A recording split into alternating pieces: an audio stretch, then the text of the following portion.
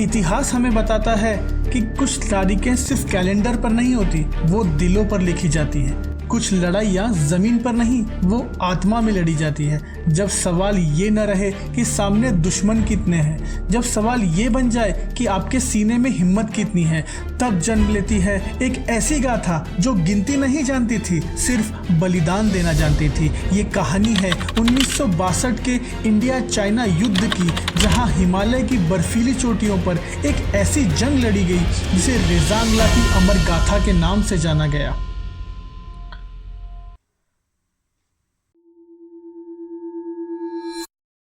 तो सबसे पहले आप लोग ये जान ले कि रेजांगला आखिर है कहाँ। रेजांगला लद्दाख में स्थित है और ये वहाँ का सबसे रिमोट और चैलेंजिंग माउंटेन पास है। यहाँ का एल्टीट्यूड है 16,000 फीट। यहाँ की सर्दियाँ इतनी ज़्यादा भयानक है कि मानो हड्डियाँ तक जम जाए। यहाँ का टेम्परेचर -30 डिग्री से -40 डिग्री सेल्सियस तक गिर जाता है। यहाँ आपको कोई आबादी या कोई पेड़ पौधे नहीं मिलेंगे। यहाँ मिलेंगे तो सिर्फ बर्फ, चट्टाने और सन्नाटा। और यही वो फोर्ट्रेस था जिसे इंडियन जवानों ने अपने शौर्य और बलिदान से अमर कर दिया। तो आखिर कौन थे वो वीर जो रेजांगला का युद्ध लड़कर अमर हो गए? वो थे 13th कुमाऊं रेजिमेंट की चार्ली यानी कि सी कंपनी के जवान। इनमें से ज्यादातर हरियाणा के अहिरवाल रीजन के अहिर समुदाय से आते थे। इस समुदाय का मिलिट्री सर्विस में एक गौरवपूर्ण इतिहास रहा है और इन शेरदिलों को कमांड कर रहे थे राजस्थान जोधपुर के मेजर शैतान सिंह भाटी। उनका खुद का मिलिट्री बैकग्राउंड बहुत शानदार था और इस रेजिमेंट का बैटल क्राई था दादा किशन की जय। यही बैटल क्राई उस दिन रेजांगला की पहाड़ियों पर गूंज उठा था। रेजांगला के बैटल की सिचुएशन एकदम वन साइडेड थी, जहां एक तरफ 13th कुमाऊं के लगभग 120 इंडियन सोल्जर्स थे जो कि अपनी कच्ची ट्रेंचेस में भारत मां की रक्षा करने के लिए मौजूद थे, और सामने थी दुश्मन चीनी PLA सैनिकों का एक विशाल सागर लगभग 3 से 5 हजार की तादाद में। कागजों पर यह लड़ाई एक तरफा थी, जहां संख्या और रिसोर्सेस का भारी अंतर था। तो क्या यह लड़ाई वाकई एक तरफा हुई? आगे की कहानी आपकी होश उड़ा देगी। वो तो सैलाब की तरह है मेजर साहब, हजारों में है। गिनती वो करते हैं रामफल जिन्हें जीतना या हारना होता है।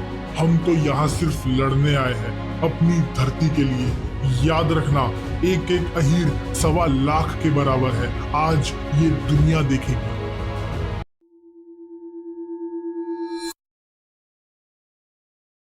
जब लड़ाई इतनी ही एक तरफा थी तो मेजर शैतान सिंह ने वो पोस्ट छोड़ी क्यों नहीं?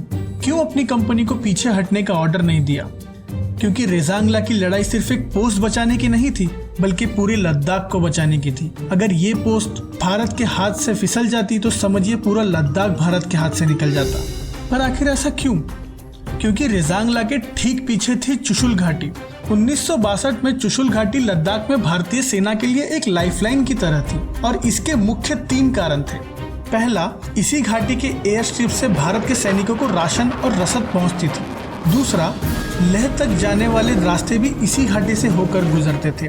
तीसरा और बहुत ही महत्वपूर्ण था स्पैंगर गैप। स्पैंगर गैप मतलब पहाड़ों के बीच से एक ऐसा गैप, एक ऐसा रास्ता जो कि नेचर के द्वारा ही बनाया गया है। चीन ने इस गैप में पक्की सड़क बना ली थी जिससे वो अपने टैंक सीधा चुशुल घाटी तक पहुंचा सकता था। अब आप तस्वीर को समझिए, एक तरफ चुशुल घाटी जो भारत का जीवन रेखा थी, दूसरी तरफ स्पैंगर गैप जो दुश्मन की तोपों और टैंकों के लिए एक खुला दरवाजा था। इसी खुले दरवाजे को बंद करने की और उस जीवन रेखा की रक्षा करने की सारी जिम्मेदारी रेजांगला की पोस्ट पर आ गई थी, और यही कारण थे जिस वजह से मेजर शैतान सिंह ने उस पोस्ट को वेकेंट नहीं किया।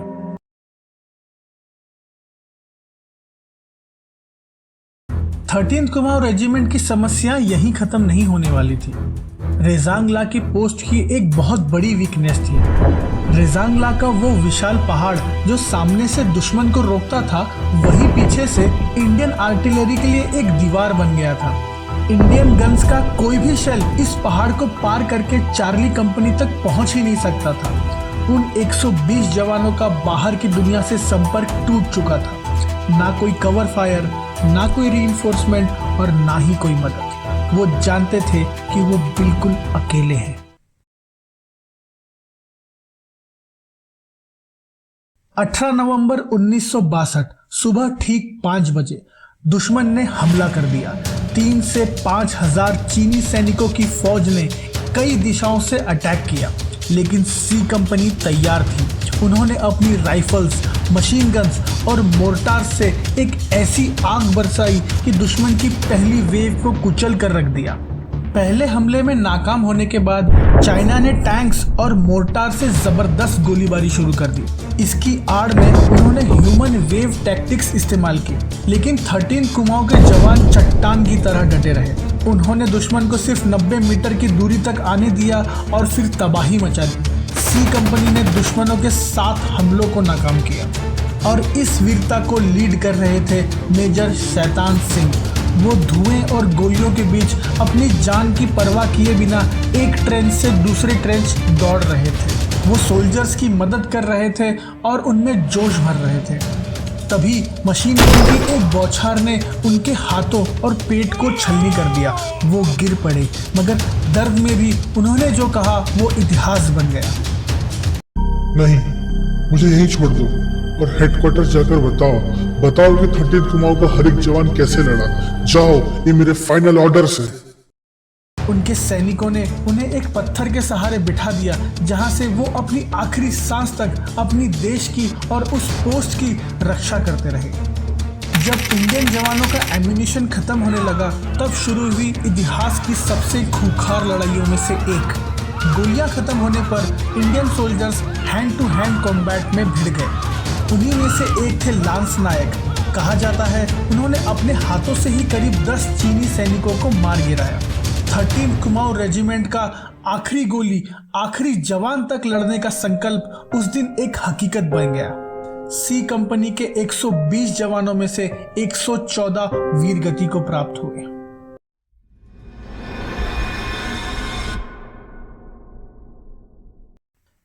नवंबर 1962 को चाइना ने युद्ध विराम का ऐलान कर दिया। बर्फबारी की वजह से इंडियन आर्मी अगले 3 महीने तक पोस्ट तक पहुंच नहीं सकी। फरवरी 1963 में जब रेस्क्यू टीम वहां पहुंची, तब उन्होंने जो देखा वो हैरान करने वाला था। शब्द उस मंजर को बयां नहीं कर सकते। भारतीय सैनिक ठीक उसी पोजीशन में जमे हुए मिले जिस पोजीशन में उन्होंने अपनी आखिरी सांस ली थी। जैसे समय ने उनकी वीरता को हमेशा के लिए कैद कर लिया हो। कई जवानों की उंगली अब भी उनकी बंदूक की ट्रिगर पर थी। वो आखिरी पल तक लड़ने के लिए तैयार थे। कंपनी के नर्सिंग असिस्टेंट के हाथों में एक इंजेक्शन और पट्टी जमी हुई मिली। किसी घायल की मदद करते करते वह खुद शहीद हो गए। मोर्टार सेक्शन के कमांडर के हाथ में एक मोर्टार का गोला था। वो अपनी कंपनी के हजारों में से लगभग सारे बम दागने के बाद वीर गति को प्राप्त हुए थे। वहां का एक और मंजर देखकर सबके होश उड़ गए। दुश्मन चीनी सेना जो वहां सबसे पहले पहुंची थी, उन्होंने एक दुर्लभ सम्मान के तौर पर भारतीय शहीदों के शरीर को कंबलों से ढक दिया था, मानो वह भी उन वीरों को सलाम कर रहे हों। उसी युद्ध के मैदान पर 114 शहीदों का पूरे सैन्य सम्मान के साथ अंतिम संस्कार किया गया। सिर्फ मेजर शैतान सिंह के पार्थिव शरीर को उनके गृह नगर जोधपुर ले जाया गया। ये एक ऐसी लड़ाई थी जहां मुट्ठी भर जवानों ने 3 से 5 हजार दुश्मन सैनिकों का सामना किया था और भारतीय सोर्सेस के अनुसार दुश्मन के 1300 से 1400 सैनिकों को मार गिराया था।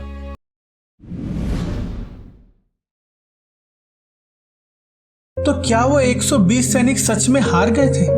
नहीं, हार और जीत सिर्फ सौदों में होती है। जहां बलिदान होता है वहां सिर्फ अमरता होती है। आज रेजांगला सिर्फ एक लड़ाई का नाम नहीं, ये इंडियन आर्मी के सम्मान का प्रतीक है। ये 120 जवान हर इंडियन सोल्जर के लिए एक पैमाना है, एक मिसाल है। इनकी यह विरासत जिंदा है और अलग अहीर रेजिमेंट बनाने की मांग इसी बलिदान से प्रेरणा लेती है। ये कहानी हमें याद दिलाती है कि जब देश की आन बान और शान पर बात आती है तो भारत का सिपाही क्या कर सकता है। उन वीरों को हमारा सलाम। जय हिंद।